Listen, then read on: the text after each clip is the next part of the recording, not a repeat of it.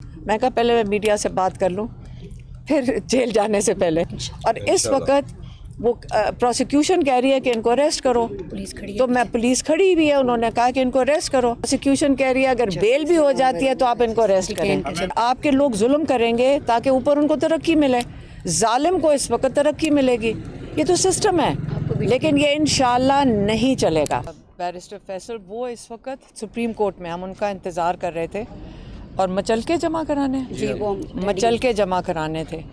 آج شوکت خانم اور نمل کی طرف سے بھی لائر آئے تھے بتانے کے لیے کہ ان پہ, جیسے شوکت خانم کے اکاؤنٹ میں سگنیٹری بھی نہیں ہوں اور نمل کے بھی اکاؤنٹ ہے ایک جو ان کی کنسٹرکشن کا اکاؤنٹ ہے, اس پہ بھی میں سگنیٹری نہیں ہوں.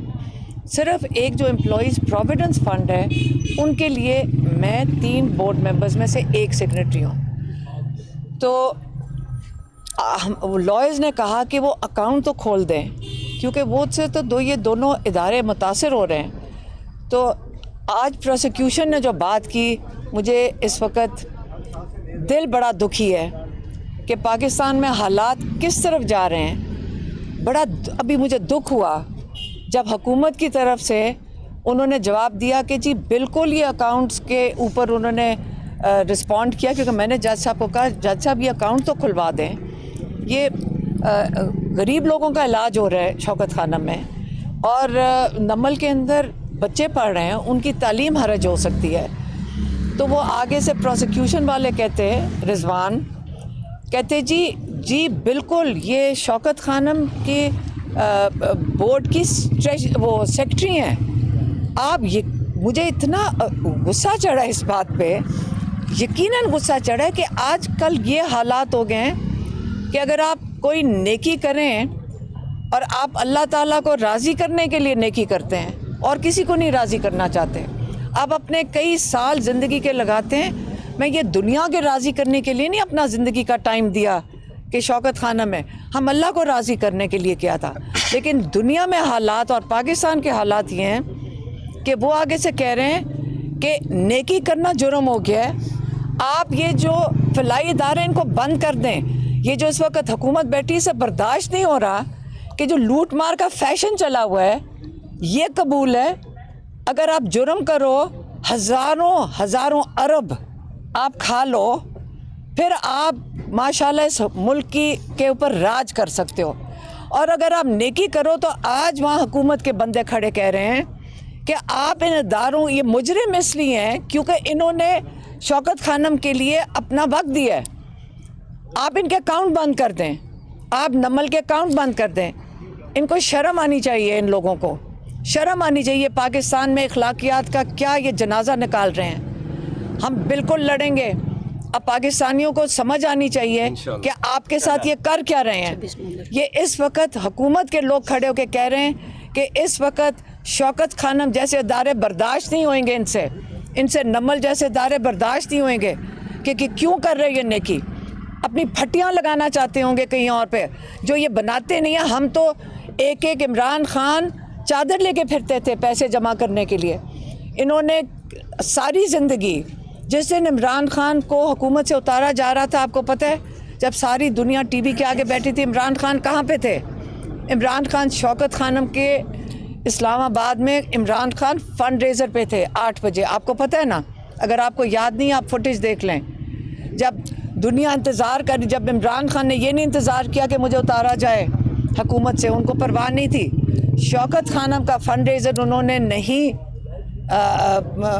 اسے مطلب مس نہیں کیا. وہاں پہ رات کے 10 بجے تک وہ شوکت خانم کے فنڈ ریزر پہ کھڑے تھے. کیوں؟ کیونکہ یہ آپ کو لوگوں کو میں بتانا چاہتی ہوں کہ دیکھیں یہ بڑا ضروری ہے کہ آپ اپنے لوگوں کے لیے, آپ کی ڈیوٹی ہے, ہم سب کا یہ فرض ہے کہ پاکستان میں لوگوں کے لیے آپ کام کریں. یہ فرض ہے ہم ہر پاکستانی کا. یہ پاکستان کی خوبصورتی یہی ہے, پاکستانی اتنا ڈونیشن دیتے ہیں, اتنا اللہ کے نام پہ دیتے ہیں, یہی تو برکت ہے پاکستان کی.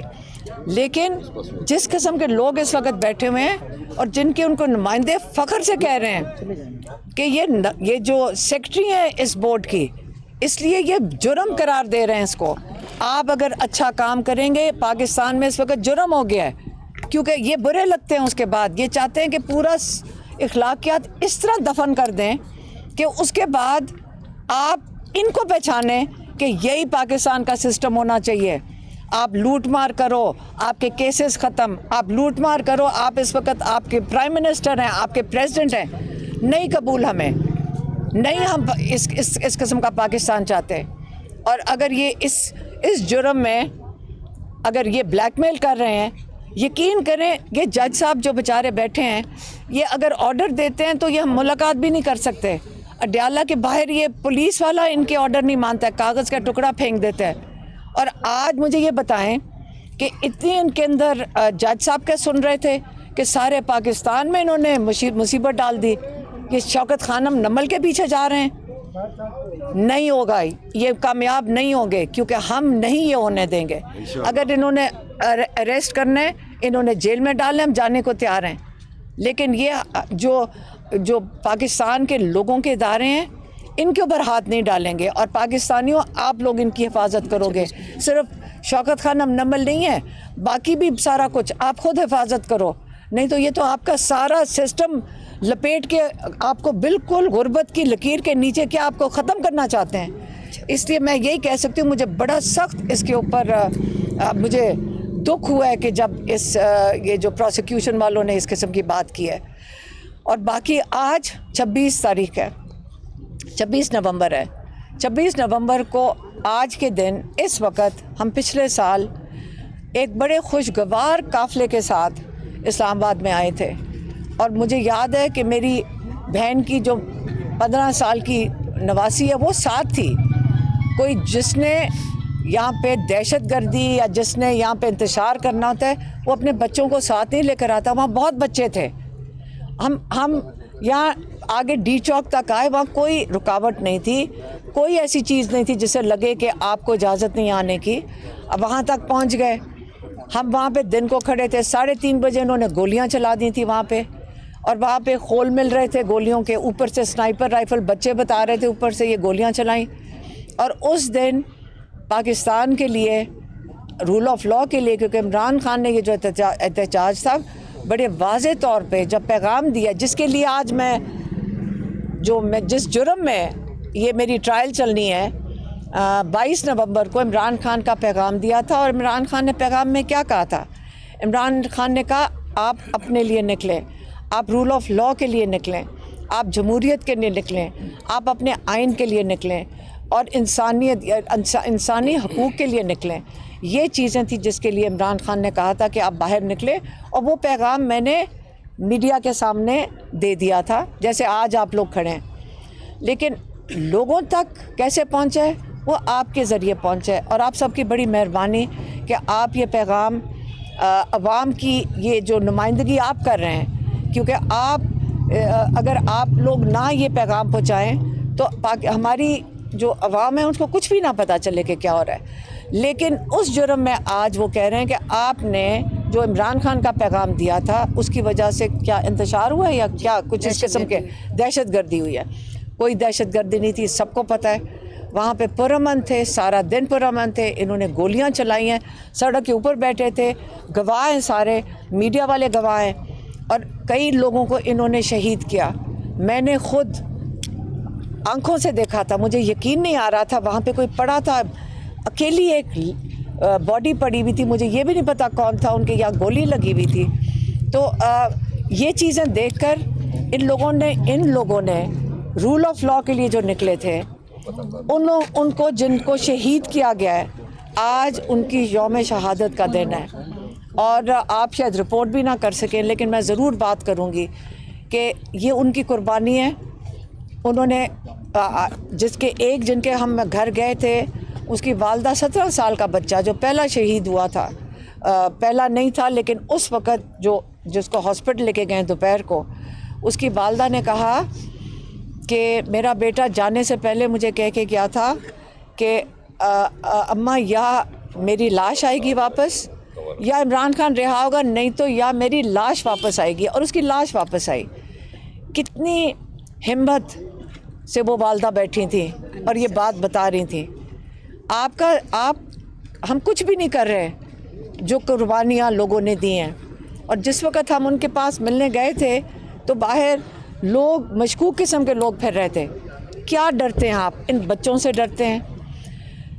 آج یوم شہادت ہے اور ہم سارے شہداء کو، چاہے 9 نومبر کے ہوں، چاہے اس کے بعد 9 مئی کے ہوں، چاہے اس کے بعد 4 اکتوبر کو بھی انہوں نے مارا تھا، چاہے جو TLP کے جو پاکستانی اس دن شہید ہوئے ہیں وہ ہوں، یا 26 نومبر ہو، جب آپ اپنے لوگوں کے اوپر گولیاں چلائیں گے اپنے لوگوں کے ہاتھوں، اس سے بڑا جرم نہیں ہو سکتا. اگر اصلی جرم ہے جب آپ اپنے لوگوں سے اپنے لوگوں کو مرواتے ہیں. یہ کوئی ہندوستان کے لوگ نہیں تھے، یہ آپ کے اپنے لوگ تھے.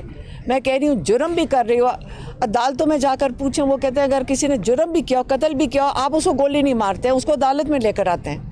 آپ نے چھپ کے ان کے اوپر پیچھے سے گولیاں ماری ہیں، آپ نے مریدکے میں پیچھے سے گولیاں ماری ہیں، اور آپ نے اب لوگوں کو ڈرا رہے ہیں کہ اگر آپ کسی نے بات کی، نام نہیں لے سکتے، 2 نام نہیں لے سکتے. اور میں لینے لگی ہوں. ایک عمران خان کا نام، یہ میں نے جرم کیا ہے، اس کا نام لو جرم ہے. ایک عاصم منیر کا نام، عاصم منیر کا نام لوں گی مجھے ابھی ایجنسیاں اٹھا کر لے جائیں گی. یہ کیا سسٹم ہے؟ آپ کو یہ قبول ہے؟ ہم یہاں اس ڈر میں رہیں گے کہ ہمارے اوپر یہ ہندوستان نہ کرے جو اس وقت ہمارے ساتھ یہاں پہ ہو رہا ہے. میں بہت آج میں خفا ہوئی ہوں اس بات سے کہ جو ادارے پاکستان کی فلاح کے لیے کام کر رہے ہیں اور پاکستانی خود چلا رہے ہیں، یہ پاکستانی خود ان اداروں میں ڈونیٹ کرتے ہیں، اور یہ پاکستانی اپنی مدد آپ پہ یہ ادارے چلا رہے ہیں. اور ان کے پر یہ بات کرنا کہ یہ جرم ہو گیا کہ آپ نیکی کریں تو یہاں جرم ہے، مجھے آج اس پہ میرا دل بہت برا تھا، اس لیے میں نے اتنی زیادہ بات کر دی ہے. پتہ نہیں آپ کتنی بات کر سکتے ہیں. اس کے بعد ہم جائیں گے پشاور. 5 بجے سارے جو شہداء کی فیملیز ہیں ان کو خراج تحسین پیش کرنا ہے.